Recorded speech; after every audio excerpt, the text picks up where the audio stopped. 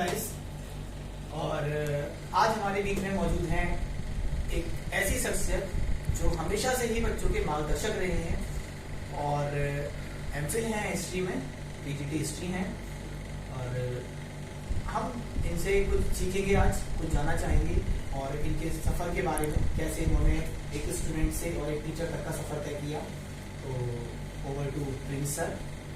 पहले उनका स्वागत किया जाए। प्रिंस सर, हमेशा से ही दीपक सर ने मेरे बारे में बढ़ा चढ़ाकर बातें की। बातें होनी भी चाहिए, अच्छी है। आप सब बच्चों का मेरे तरफ से हार्दिक धन्यवाद। आप सब यहाँ आए, आप सब ने भी अपना कीमती समय हमें दे दिया है और मैं इसके लिए आभार व्यक्त करूँगा दीपक सर का भी और आप सबों का। ठीक है, आज दीपक सर ने स्पेशली मुझे इनवाइट किया कि बच्चे आज के समय में, जो आज का जनरेशन है, उसमें बच्चा सबसे ज़्यादा कंफ्यूज करता है अपने कैरियर के बारे में। कैरियर आज का सबसे बड़ा इशू है। माँ बाप, चाहे भाई हो, चाहे बच्चे हो, खुद से हमेशा से ही अपने कैरियर के लिए हमेशा सजग रहा है। तो आज हम सबसे पहले बच्चों की कुछ भविष्य की बातें, कुछ वर्तमान की बातें और कुछ उनके भूत की बातें, तीनों कालों को लेकर के हम आज आगे बढ़ेंगे और उनके कैरियर के बारे में बातें करेंगे। बच्चे अपना कैरियर कैसे बना सकते हैं, बच्चे अपनी आगे की पढ़ाई कैसे जारी रख सकते हैं, बच्चे उस पढ़ाई के साथ किस प्रकार से उसमें वो प्रोफेशनल हो सकते हैं। आज के बच्चे ज़्यादातर पैशन और प्रोफेशन में अंतर समझ नहीं पाते। तो आजकल के जो बच्चों का जो जनरेशन है, वो सिर्फ अपना पैशन मान रहा है, प्रोफेशन नहीं मान रहा। मेरा कहना है, अगर पैशन को भी प्रोफेशन माना जाए तो बच्चे ज़्यादा बेटर कर सकते हैं। तो पैशन का प्रोफेशन बनाने का सफ़र बहुत आसान रहा। जो खास करके मेरा सफ़र रहा है, मैंने भी अपने पैशन को ही प्रोफेशन बनाया।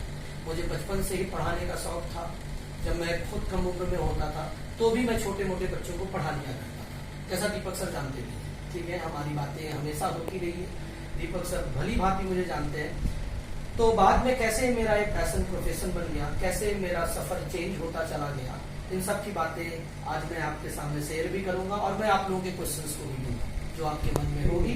उन क्वेश्चंस को हम देखेंगे भी और उन क्वेश्चन के ऊपर हम आपको जागरूक भी करेंगे। दीपक सर हमेशा जागरूक करते रहे, आज मुझे मौका मिला है तो मैं भी आपको जागरूक करना चाहूँगा। तो सबसे पहले मेरी बातें, मेरा नाम प्रिंस हुआ, मैं बिहार, अगर इतिहास और इतिहास प्रतिष्ठान का मैं छात्र रहा हूँ तो मैं अपने जिले के बारे में मैं जरूर कहना चाहूँगा, अपने राज्य के बारे में जरूर बातें करना चाहूँगा। तो सबसे पहले मैं बिहार राज्य से आता हूँ और बिहार की एक सबसे प्रतिष्ठित भूमि अंग महाजनपद से आता हूँ। अंग महाजनपद हमेशा से पुरानी पौराणिक इतिहासकारों के एक यादगार विषय के रूप में, एक रिसर्चर्स के लिए एक यादगार विषय रहा है। तो अंग महाजनपद बेसिकली इसकी राजधानी चंपानगरी हुआ करती थी, जो बहुत फेमस है इतिहास के दृष्टिकोण से। इतिहास प्रतिष्ठान वाले छात्र इसको जानते भी होंगे।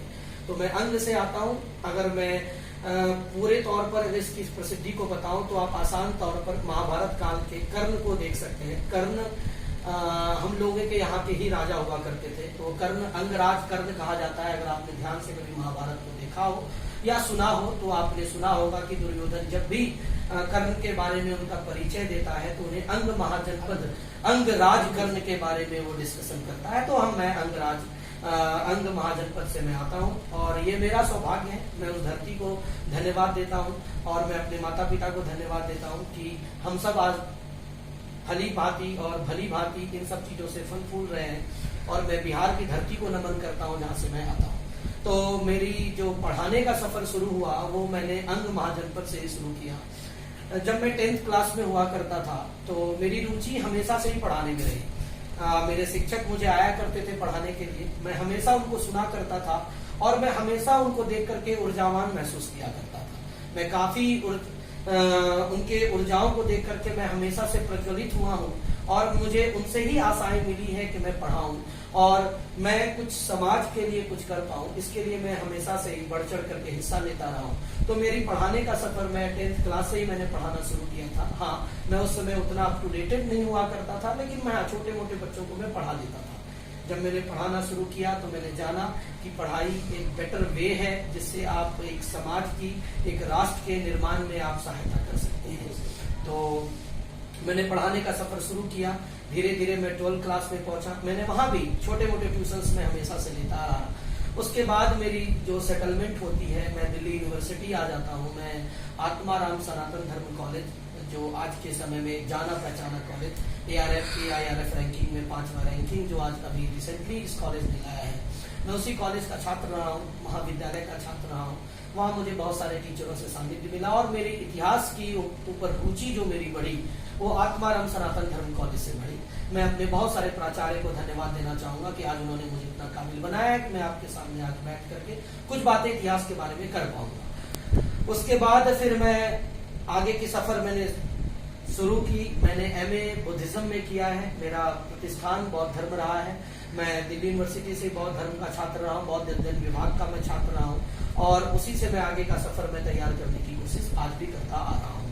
तो इस प्रकार से मेरा प्रोफेशन चला है। मैं आज आगे हूँ और अब मैं आप लोगों से गुजारिश करना चाहूंगा कि आपको जो भी कुछ भी डाउट हो कैरियर के बारे में, क्योंकि कैरियर के बारे में आज एक ज्वलंत मुद्दा है आज के समय। उससे पहले मैं थोड़ा सा आपको रोकना चाहूंगा प्रिंस जी। मैं जानना चाहूंगा कि कुछ आप अपने थोड़ा सा बताइए। अभी हमने पता लगाया कि आपकी रिसेंटली मैरिज हुई है, तो आपका दाम्पत्य जीवन के बारे में कुछ बताना चाहेंगे? बस एक अंतर मैं महसूस करता हूँ दीपक सर कि शादी विवाह से पहले और शादी विवाह के बाद, पहले मैं खाया करता था, अब मुझे खिलाना होता है। तो ये बहुत बड़ा अंतर मैंने अपने जीवन में महसूस किया है। अब मुझे अपनी धर्मपत्नी को खिलाना पड़ता है और मैं आगे अपने परिवार के बारे में सोच रहा हूँ, तो अच्छा है। और मैं जरूर कहना चाहूंगा, आजकल के बच्चे शादी विवाह से बहुत भागते हैं, वो बातें करते हैं। मैं कहना चाहूंगा इसीलिए मैंने टॉपिक उठाया है कि आजकल के बच्चों का ट्रेंड बन गया है, ये क्रेज बन गया है कि नहीं शादी नहीं, और ये सबसे बड़ा क्रेज है लिव इन, कि लिव इन में रहना चाहते हैं, शादी नहीं करना चाहते। बहुत लंबी फाइट्स बसते हैं शादी करने को, पेरेंट्स से दूर भागते हैं। पेरेंट्स चाहते हैं नहीं हमारा बेटा सेटल हो, शादी हो, बच्चे हो, पोते गिनाए, लेकिन बच्चे आजकल सोचते हैं नहीं जी नहीं ये समाज में सबसे बड़ी दीपक सर ये प्रॉब्लम रही है कि इच्छाएं उनकी बहुत रही है और उनकी पूर्ति करने के लिए कभी वो काम करना नहीं चाहते। तो बच्चों के मन में इच्छाएं तो होती है कि उनका सब कुछ हो, उनका पूरा परिवार हो, फिर उसके लिए वो अग्रसर होना नहीं चाहते, वो दूसरों को फॉलो करना चाहते हैं। लिव इन रिलेशन भारत की संस्कृति का एक हिस्सा रहा है। मैं ये नहीं कहना चाहूंगा कि नहीं रहा। केरला में ही सबसे पहले लिव इन रिलेशन की शुरुआत हुई, हमारे देश से शुरुआत हुई उसकी, लेकिन हम लोगों ने कभी उसको अडॉप्ट नहीं किया। हमारे देश में आज शादी आज से नहीं, एक वैदिक सभ्यता का एक अभिन्न हिस्सा रहा है शादी। और वैदिक सभ्यताओं में भी, क्योंकि मैं इतिहास प्रतिष्ठान का छात्र हूँ, तो मैं इतिहास के बारे में थोड़ा सा विवाह के ऊपर जरूर आपको जानकारी देना चाहूंगा। विवाहों का हमारे समाज में एक अभिन्न हिस्सा माना गया है। विवाह आज भी है और पाश्चात्य सभ्यताओं ने भी विवाह को अपनाया है। लेकिन हमारे जो विवाह होती थी उनके पुराने जमाने से ही 8 प्रकार डिसाइड किए गए थे। उसमें से 4 ऊपर के विवाह को उत्तम विवाह और 4 नीचे के विवाह को निम्न विवाह माना जाता था। जो ऊपर के 4 विवाह होते थे वो ब्रह्म विवाह, दैव विवाह, आर्ष विवाह और प्रजापत्य विवाह हुआ करता था। और नीचे के जो 4 विवाह होते थे वो राक्षस, दैत्य, पैशाच्य, जिसको आज अगर आम भाषाओं में आप कहेंगे तो उस जमाने का वो अरेंज मैरिज वो अच्छा मैरिज मानते थे, और आज के जमाने का लव मैरिज एक साधारण कॉन्सेप्ट में समझे उनको वो खराब माना करते थे। लेकिन मैं लव मैरिज को भी खराब नहीं कहना चाहूंगा, क्योंकि आज हमारे देश में स्वतंत्र है, हम हर डिसीजन ले सकते हैं, हम में इतनी परिपक्वता है कि हम अपनी धर्मपत्नी का चुनाव कर सकते हैं, तो आप कर सकते हैं, मैं ये नहीं कहूंगा। लेकिन हाँ, मेरा अरेंज मैरिज हुआ, मैं उसमें भी सुखी हूँ और लव मैरिज को भी मैं अच्छा मानता हूँ, क्योंकि इंसान अपनी इच्छाओं की पूर्ति लव मैरिज के द्वारा भी कर देता है। और मैंने अपने माँ बाप की इच्छाओं की पूर्ति अरेंज मैरिज के द्वारा किया है। तो इतनी बातें, तो मतलब आपकी बातों से ये जाहिर हो गया कि आपकी अरेंज मैरिज हुई है और मैं बहुत खुश हैं। बहुत खुश, I am really literally very happy. बहुत बढ़िया, यही चीज हम जानना चाहते थे।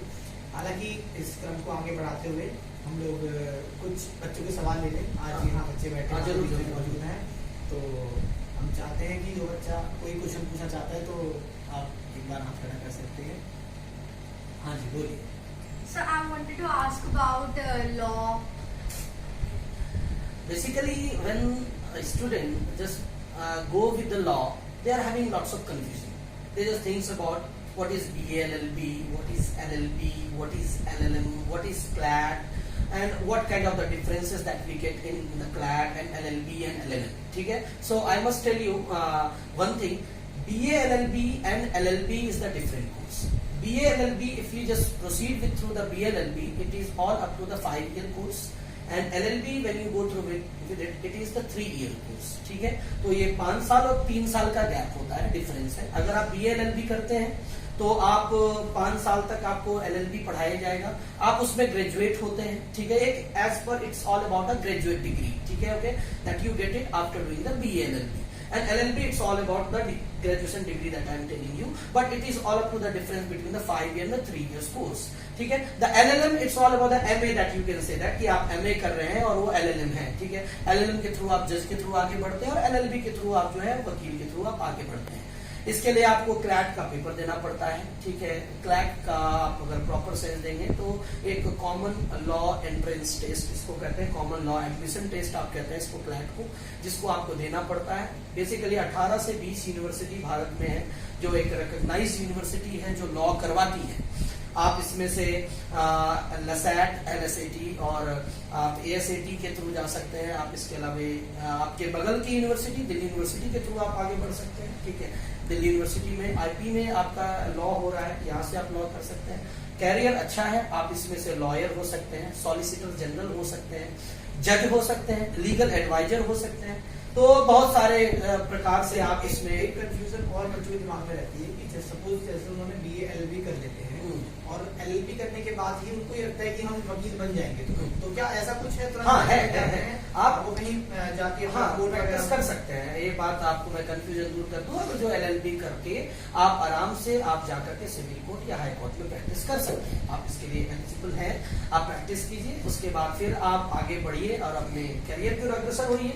इसमें कोई कंफ्यूजन होने की जरूरत नहीं है। आप LLB के बाद भी आप अपना कर सकते हैं। लेकिन सुनने में ये आता है कि पहले बार काउंसिल का एग्जाम देना पड़ता है, वो क्लियरिफाई करना। मैंने बताया आपको कि बेसिकली आपको क्लैट का पेपर देना पड़ेगा। इट इज ऑल अबाउट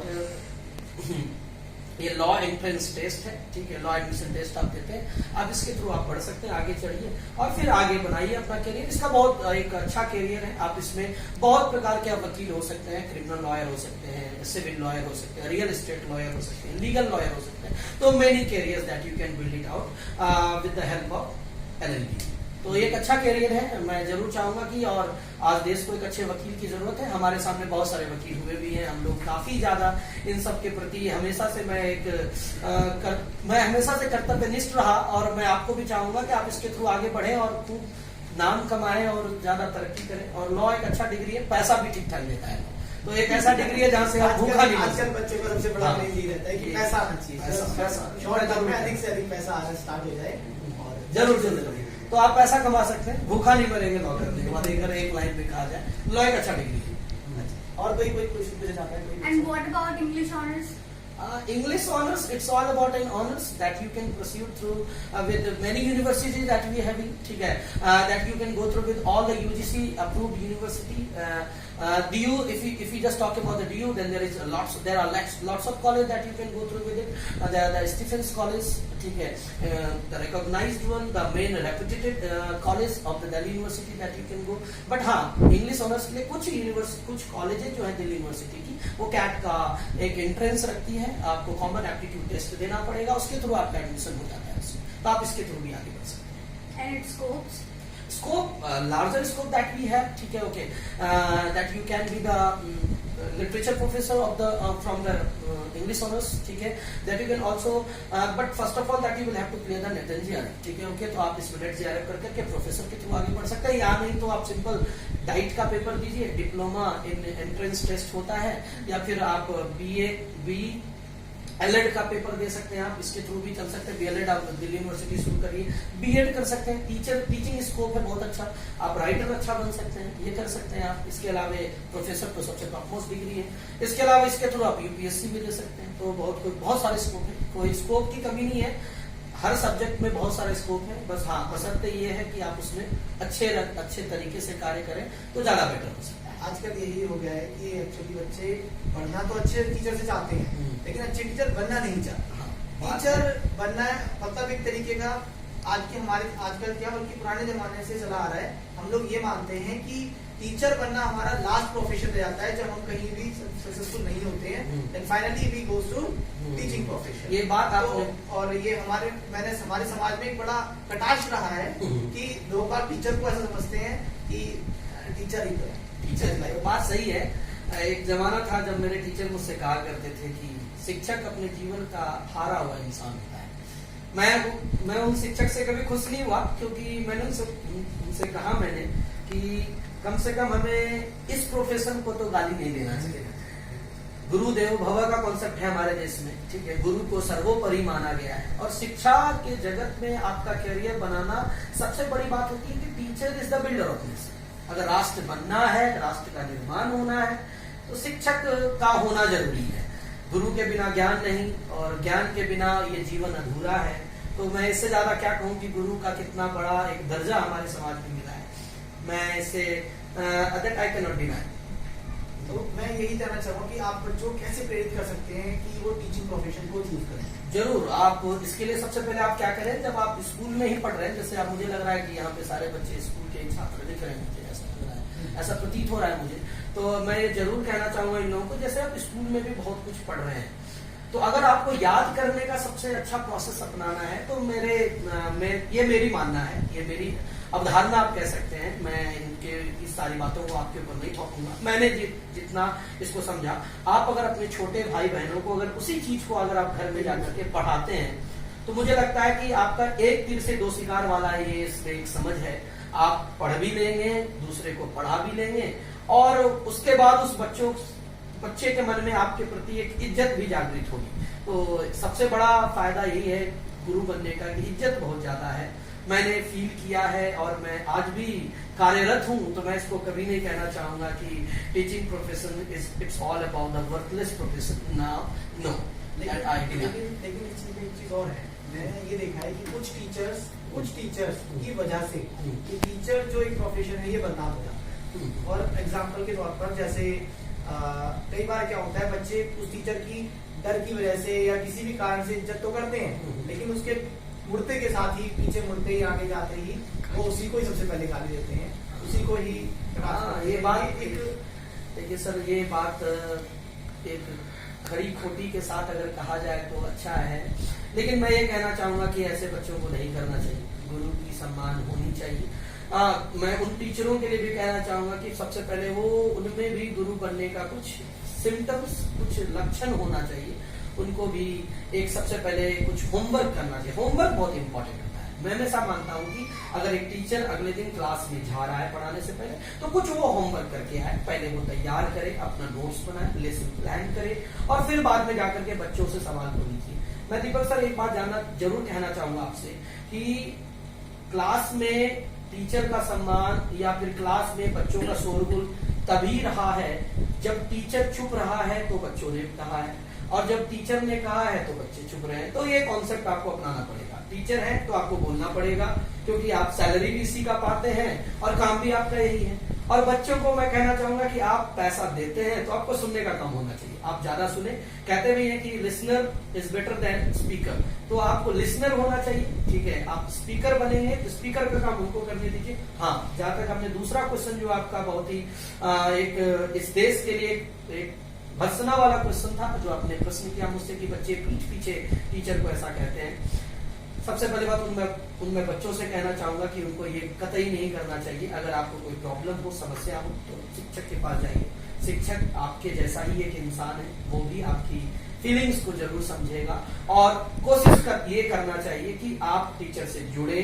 जब तक मिलेंगे नहीं तब तक उनकी बातों को समझेंगे नहीं। जब बातें समझेंगे तो मुझे लगता है समझ के साथ प्यार जरूर बनता है, तो प्यार वो उम्र पड़ेगा। टीचर भी आपको समझेंगे और आप भी बच्चों को समझेंगे। मेरा ये कहना है, मेरा ये मानना है। अब ये हो सकता है किसी और का कुछ और भी मंत्र ना हो सकता है, कुछ अवधारणाएं हो सकती है। ओके, तो बच्चों के क्वेश्चन लेने से पहले मैं थोड़ा सा अपनी पर्सनल लाइफ पे जाना चाहूंगा कि शादी से पहले जैसे आपने अपने आप को एक तैयार किया, अच्छा, कि किस तरीके से हमें तैयारी आगे बढ़ना है, कैसे करना है। जैसे जब आप दिल्ली में आए, तो दिल्ली में आने के बाद क्या सबसे पहला आपका एम पढ़ाना ही था या कुछ और एम लेकर आए थे? उस एम में आप कितना सक्सेसफुल रहे उस एम के? क्योंकि जहां तक मैं जानता हूँ आपका एम एक्चुअली कुछ और था।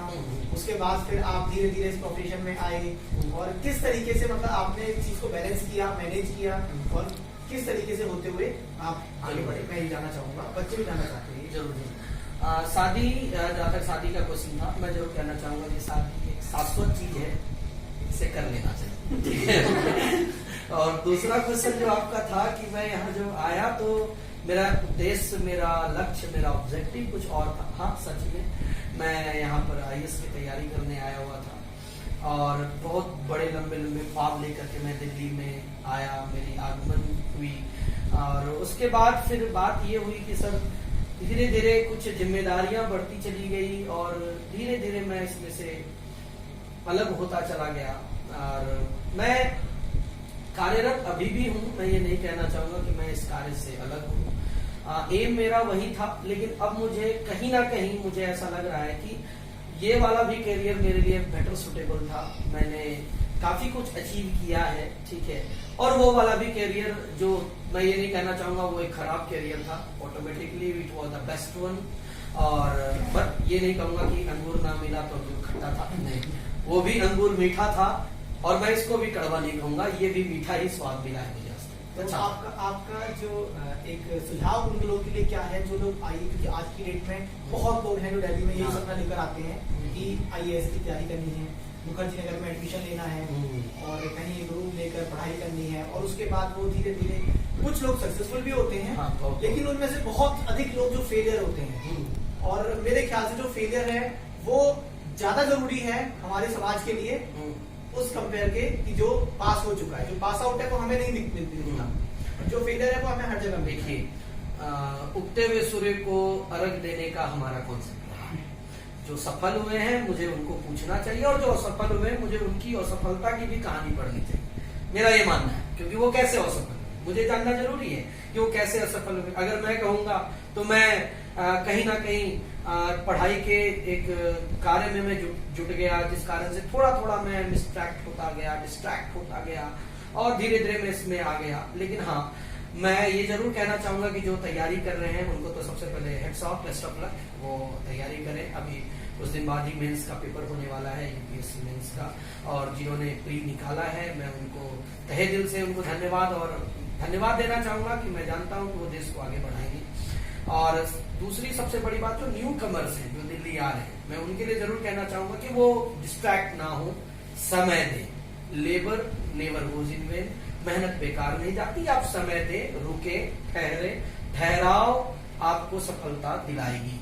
तो ठहराव होना चाहिए। आप विद्यार्थी, आपका ठहराव होना बहुत जरूरी है, मेरा ये कहना है। और बस आप तो ज्यादा समझदार है, बच्चे भी ज्यादा समझदार जो आते हैं, वो ऐसा नहीं है, वो बेवकूफ नहीं होते, वो खुद एक माइंड मेकअप करके आते हैं कि मुझे देश के एक सबसे बड़े प्रोफेशन में जाना है। तो मैं ये कहना चाहूँ। तो कोई बच्चों का